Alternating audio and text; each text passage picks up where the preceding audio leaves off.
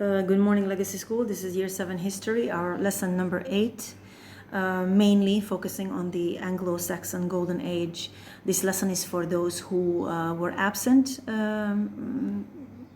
when we spoke about this or continued online. And it's also a good revision for those who were at school and attended the lesson. Now, today we will learn about how kings are chosen, and we will learn about how kings forge alliances. We will learn about what happened after the death of Alfred the Great. We will understand what the Anglo-Saxon Golden Age means, and we will learn about how the Vikings return to England. Now, as a revision, in our last lesson, we have learned that Christianity is spread, or was rather spread, in England with the help of monks and monasteries from the centers of Canterbury, York, and the Holy Island in the north, also called as Lindisfarne. Okay, these were the centers, the early centers of Christianity in England. We learned that the Holy Island was attacked by the Vikings because of the treasures, and Viking raids continue throughout the next 300 years, although English kings start paying taxes, so-called Danegeld, to the Vikings. The Great Heathen Army comes to England with approximately, with a few thousand force or troops, and they occupied England, the eastern territories. They settled down in York. Jorvik is the Viking name for York, and from this area they push on towards the Anglo-Saxon territories, occupying more and more throughout the 9th century. The only person who could stop them was Alfred the Great, the King of Wessex, who first, after a long war, agreed to pay Danegeld, or taxes, to the Vikings. However, Guthrum, one of the Viking leaders, defied this agreement and wanted to take Wessex for himself, and attacked Alfred the Great. However, Alfred the Great was successful, and he defeated Guthrum. Instead of, we learned as an interesting fact, instead of punishing him by death, he converted him into Christian. He became a Christian. And Alfred the Great divided the territories between him and Guthrum.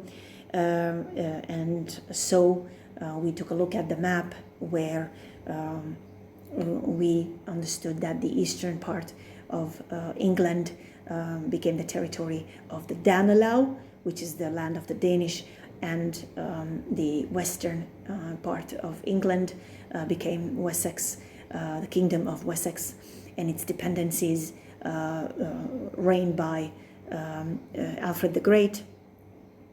We also understood that Alfred the Great consolidates power. He rebuilt protective walls and organized an army. He understood very well that the Vikings, and obviously other nations as well, are not to be trusted. A prosperous country will always have enemies, and a prosperous country always needs to think about protecting itself. Alfred was also an educated man who dedicated his life to spreading Christianity, and he also commissioned the writing of the Anglo-Saxon Chronicle, which is an amazing source of history and a source of information for us concerning this era. It gives us valuable information what happened in England in those times. So let's talk a little bit about succession of kings and alliances. And succession is how kings succeed each other. So what happens when a king dies? Well, naturally, when a king dies, then the closest blood relative would be the next king, which is definitely the son. If there is no son, then other blood relatives will claim the throne. And if there is more than one claim, it can lead to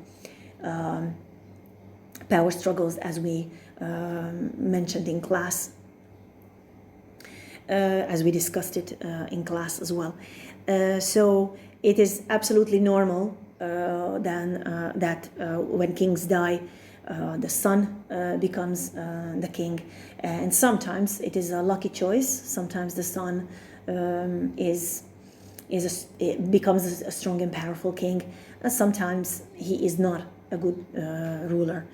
Now, the new kings, whether they are strong or they are not too strong, they usually become targets of attacks, internal and external, when they are still new. They need to show the world that they are powerful enough to keep the kingdom that they inherited from their fathers. Usually internal people from inside the country or people from outside the country try to occupy the land and take it. And it is up to the new king to step up. Very often, kings need powerful friends. Every king needs powerful friends. And kings usually forge alliances by marrying into other royal families. Yeah? Or it also happens that if they have other siblings, the siblings of the king marry into other royal families. Well, with Alfred the Great, the same thing happens. He sent his sister Ethelfled to marry the Lord of Mercia. So there was a very good relationship between the Kingdom of Wessex and the Kingdom of Mercia, obviously. Ethelfled was known as a very strong and powerful leader. She oversaw quite a lot of building in Mercia, made the country much stronger. And people called her the Lady of Mercia. She was so powerful that even Alfred sent his son Edward to be raised by Ethelfled. Now Edward becomes king after Alfred dies, and he is known as Edward the Elder. Edward's son, Aethelstan, proved to be a very successful and very powerful successor of his father. He slowly takes over Northumbria and unites the Anglo-Saxon territories. So we already know that Wessex and Mercia pretty much belong together, and they have a very good union, a very strong union. Now Aethelstan takes one more step to take over Northumbria, and this way more and more kingdoms are united. There's a huge battle that in which he defeats all his enemies combined. Scottish, the Viking, and the Northumbrian army try to defeat him. However, Aethelstan became victorious, and he defeated all his enemies at the Battle of Brunanburh, which makes him the first English king. How is that? By defeating all these unified armies, he took over the remaining territories of England, the Viking territories, and Northumbria as well. So basically, all the land that is now England became unified under one king, and this was the first time that happened. So this way, Aethelstan becomes Rex Anglorum, which is king of the English. He called himself Rex Anglorum. This is a Latin expression, Rex meaning king, and Anglorum means of the English people. He had his own coin, and this Rex Anglorum was written on his coin. He had wonderful accomplishments, and his reign is the 50 years of prosperity and peace. And this era, this period is called the Golden Age, the Anglo-Saxon Golden Age, when England becomes a very wealthy and organized country. Well, let's take a look at his accomplishments. First of all, England becomes a single unified country for the first time in history under one king. The government, law, and currency becomes unified. As I already mentioned, he created his own coin, which was used throughout the country with Rex Anglorum minted on it. Then he divided the country into so-called shires, and each shire was ruled by an Anglo-Saxon earl. Okay, so these were titles that he gave to these people. They were powerful people who served the king. Okay, when the king needed help, these earls were mobilized, and they sent soldiers and knights to help the king. Now he established the so-called Witan, which is probably the ancestor of our modern day parliament. In this Witan, noblemen and senior church people, so important church people, discussed matters and gave advice to the king. It was up to him, of course, to accept the advice or decline, but it is a very modern way to gather other people and listen to their opinions. It did not happen before, and we can see why this time of English history is a golden age. The way Athelstan ruled the country and made it prosperous clearly shows that it was an England where people liked to live. So this is the golden age of England. Now, obviously, every golden age comes to an end, and history repeats itself. Good and bad times come in cycles. After a very strong king, at one point, a weak king will arrive, and one weak king can destroy all the accomplishments of a strong king before him. So a prosperous country will naturally be the target after the death of a strong king. This happens all the time, not just in the Middle Ages, but throughout history. After Athelstan, Vikings start harassing the English coasts again because they are not afraid of the new kings anymore. Now, few less powerful kings come, and after them, Ethelred, the so-called unready, and from the name you can already guess that he was quite not ready to face the Vikings.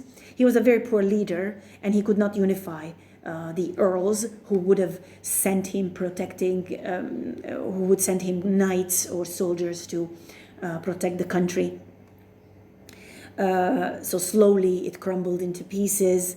There was no leadership in the country anymore.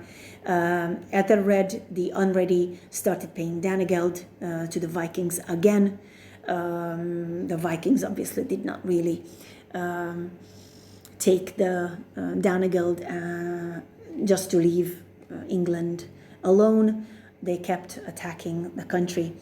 After Ethelred's death, the throne passed to the Viking King Canute, okay, or Knut. And King Canute says when he became king, although he was a Viking, he said he wanted to rule England as an English king, not as a Viking. And that probably tells you a lot about his character. He wanted to rule like an English king, to stay popular and not to disrupt the life and the order of the Anglo-Saxon life. He did not change anything. He ruled as if he was really English. He allowed the earls to keep their lands. He even paid Danegeld to the other Viking leaders who wanted to attack England. He paid them off from his own money to leave England alone, and he became a rather good leader and strong leader of England. He was also quite ambitious, and throughout the next couple of years, his empire grows steadily. Apart from England, he was also the king of Denmark, Norway, and parts of Sweden. So I would like you to read the pages in your book after you take notes from the slides. Please read pages 14, 15 in your book. Okay, please also go through the timeline and the key vocabulary on pages 16 and 17, as soon we are heading towards an assessment. The first chapter is already done, the vocabulary and questions based on our previous lessons will come soon in the form of an assessment. And please answer the questions on page 15 in your copybook. Okay, thank you very much.